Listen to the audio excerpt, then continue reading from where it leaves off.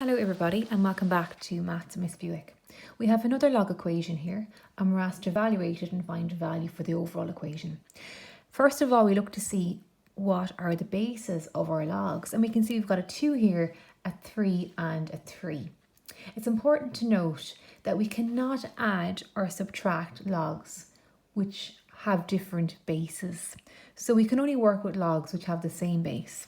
We can see that we've got log base 2128. We can't really do anything with that for the moment, but we can work on this part here because they're both log to the base 3. We see that they're being subtracted, and if they're being subtracted, the log rule is to divide. So we'll divide 45 by 5.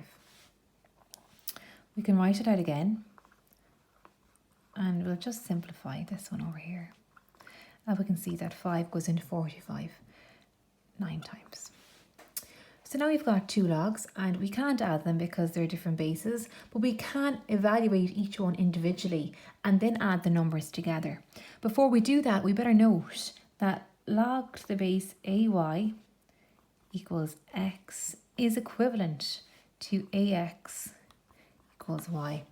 That formula is in your log tables, and it's important to know that the formula is there for you to use on the day of your exam. So we'll write down these two logs and we're going to equal both of them to x. So you're trying to find the value of it, so we equal them both to x. We begin by using our base 3 here, which is our a, and it's the power of x, which is over here, and we equal it to 9.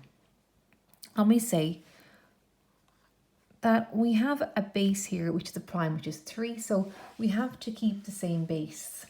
So we say 3 to what power gives us 9, and we know it's 2.